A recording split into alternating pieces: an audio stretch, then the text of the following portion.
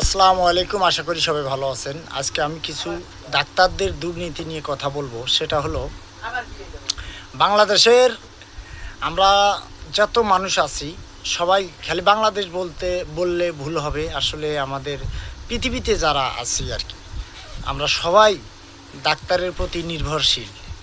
আসলে অক্ষক যদি ভক্ষক হয় তাহলে করার কিচ্ছু থাকে না। আসলে এরা কি করে জানেন, এই প্রেসক্রিপশন করার সময় দেখা যায় যে পরিমাণে ওষুধ লাগবে তার চেয়ে পরিমাণে বেশি লেখে। হয়তো ওষুধগুলো খাইলে ক্ষতি হবে না, কিন্তু এই বাড়তি ওষুধ লেখে। 1 নাম্বার গেল।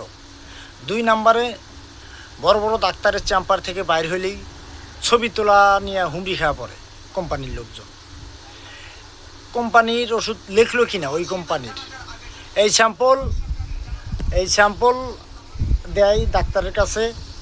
দেওয়ার পরে এটা আবার ডাক্তারে ফের ওই ওষুধ লিখলো কি না, এই যে 2 নাম্বারে কোম্পানির কাছে কিন্তু একটা কমিশন খায়।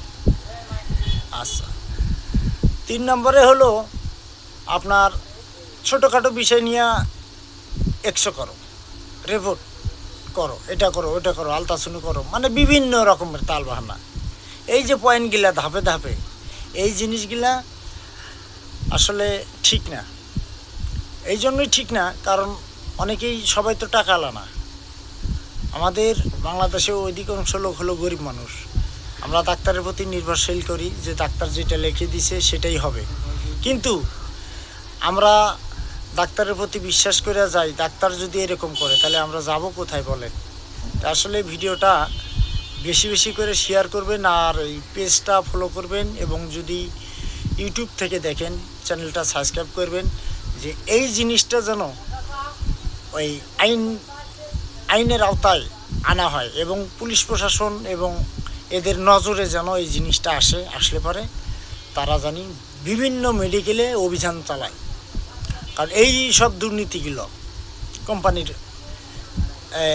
কোম্পানির লোকগুলো যে ছবি তোলে, প্লাস কোম্পানির থেকে কমিশন, তারপরে বাড়তি ওষুধ লেখা, আলট্রাসাউন্ড করা, এই ছোটোখাটো বিষয়গুলোতে ওখানে কমিশন খায়।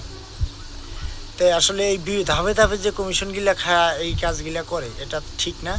আর ভিডিওটা আপনারা বেশি বেশি করে শেয়ার করবেন যেন এই জিনিসটা আইন প্রশাসনের নজরে আসে, এটা অভিযান চালানো হোক। সবাই ভালো থাকবেন। আসসালামু আলাইকুম।